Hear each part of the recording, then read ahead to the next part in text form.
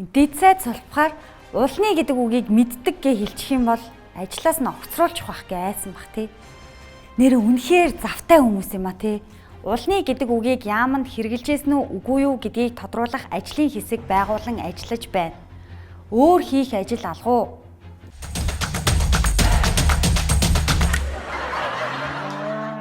Энэ өдрийн мэндийг хүргэе үзэгчдээ шок мэдээ хошинтой 8 дахь дугаараа хүрэхэд бэлэн боллоо.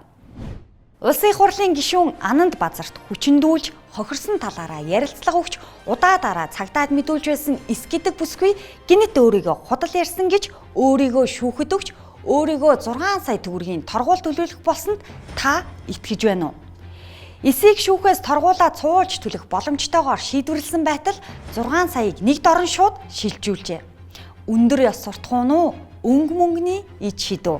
Би худлаа мэдүүлэг өгсөн юм аа гэж хэлэх болсон шалтгаан чи юу?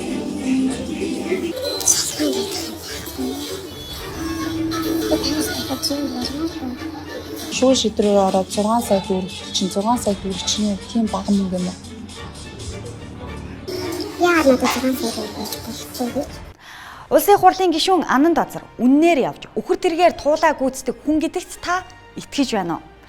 Ананд Базарын хүчирхийлэлд өртсөн гих 4 хохирогчоос ярилцлага авч нэвтрүүлэг бэлтгэн анх шүглүүлээсэн сэтгүүлч анх цуулын судалж мэдснээр эс бүсгүй манерыг яллагдагчаар татагдсны дараа орон сууцтай 3 машинтай болсон байна.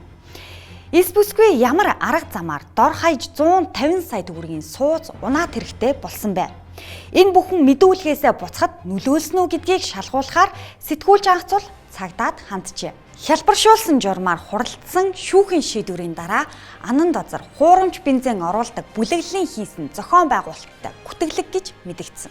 Хэрэг юу ах вэ? Энэ бол зохион байгуулалттай олон хүний оролцоотой, олон тэрбум төгрөгийн захиалгатай ийм гүтгэлэг байсан. Петровис, Магнайтрейд, Шунхлай, Тис гэх мэт өчнөөн компани байхад зөвхөн Сод Монголын эзний хүчингийн хэрэг хийсэн гэж шуугуулсан гэдэг үнэмшилтэй юу? Өхөр тэргээр туулаа гүйцэтгэх гишүүн өдийг хүртэл шүглүүлээж эрен сурвалжилсан сэтгүүлч анх цул сэтгүүлч Бударагчаа нарыг ариун нэрт төрөө цэвэрлэхээр шүүх цагдаад өгөөгүй юм байна. Явж Ананд Базар гишүүн ариун журамт үнэн шудраг өндөр ёс суртахуунтай хүн болоод дуусах уу гэдгийг марталгүй санан хүлээж бай. Монголд бүсгүйчүүдтэй хатуу эрчүүдэд зөөлөн ханддаг хоёр нүртэй цуврал үйл явдал гарсаар байна. Хүний эрхэнд халтсан гих үг үйлдэлээс олж огцорсон нь Орос 3-ын захирал Соронзон өргөө амарч газрын дарга инх цэцэг хөдөлмөр нийгмийн хамгааллын сайд Саран гэрэл хамгийн сүүлийнх нь цахим хөгжлийн дэд сайд Болор Эрдэнэ. Ямар эмхтэй сайд захирал дарга олж огцруулах вэ гэдэг уралдаан зарласан юм шиг л байна. Харин нөө төлөгчдөө үлэн гэж гоочилж түүхийн ажилчдыг доош хийсэн реклам захиалсан сангийн сайд Жавхлан гадаадын том сургууль төгсөгчдийг малтай зөөрлсөн цахим хөгжлийн сайд Учрал нарт даргуураасаа болох хамаагүй мэт байна. Шудрагаас эрэгтэй эмэгтэйчүүдэд ижил тэгш үйлчлэх ёстой биш үү? Шудрагасанд ирим гэдэг хүүс байдаг юм уу? Цахим хөгжлийн дэд сайд биш байх та Болор Эрдэнэ 1 жилийн өмнө гадаадад хэлсэн үгнээс хэдэн секундыг тасдан авч гарчиг зохиож байгаад том ах гэдэг жиргэний хуурамч хаягаас тараасан. Болор Эрдэнэ дунд дээд шатанд ажиллагсад Орос суралцсан ахмад насныхан байдаг. Тэд Орос маягаар сэтгэж ажилдгаас зөвлөлтийн нөлөө байдаг. Цар тахлын үед илүү бүтээлж хурдтай ажиллах ёстой байсан. Тэр үед залуу боловсон хүчин болон засгийн газарт ажилладаг хүмүүсийн дунд зөрчил үүссэн. Ер нь Монголын 75% 40-оос доош насныхан сайхан түүхтэй маш залуу үндэстэн. Ингэж хэлсэн. Үе хооронд үргэлжил ялгаа зөрүү ямар нэг зөрчил байдаг нь үнэн үү? Үнэн. Ахмад настай байх тусмаа хурдан удаан хүүхдээрээ гар утас интернет банкныхаа учрыг олуулдаг нь үнэн үү? Үнэн. Монгол төрийн нэр хүнд энэ үгэнд унсан уу? Угаасаа ч унаад байх тийм өндөр ариун нэр хүндтэй билүү? Ирчүүчиг мал үлэн энтер гээгүй байна. Харин цахим хөгжлийн эрэгтэй сайд байгаа үедээ Учрал ноднин биш хэдхэн хоногийн өмнө гадаадын том сургуулийг мөнгөө төлөвлөлт төгснөө. Малч байсан. Энэ үг үнэн үү? Гадаадын их том сургууль төгсөөд ирэхээр мундаг байна. Гадаадын том сургуулийг бол мөнгөө төлөвлөлт төгснөө. Малч байсан. Гадаадын том сургуулиуд нэр хүнд дүрм журам чанар чансаагаараа шилдэг байдаг. Арабын тэр бомтонд ч арын хаалга байхгүй. Мөнгөө төлсөн ч элсэх босох нь өндөр, шалгалт шүүлэх нь хатуу, хүн бүхэн төгсөж чаддаггүй.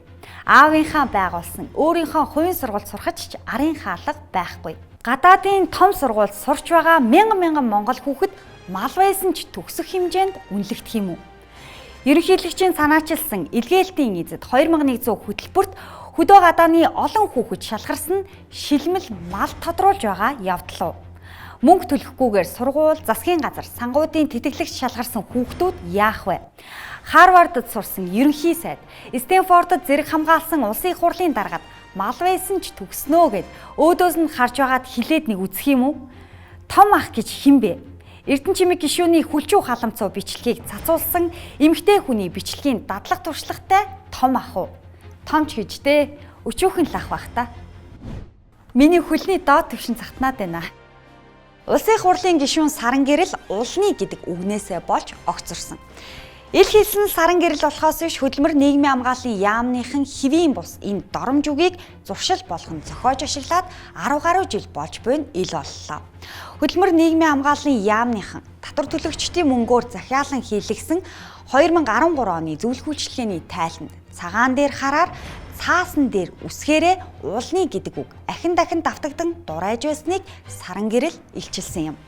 Хэлсэн нь саран гэрэл болохоос биш хийж зохиосон яамны төвшмлүүд байжээ.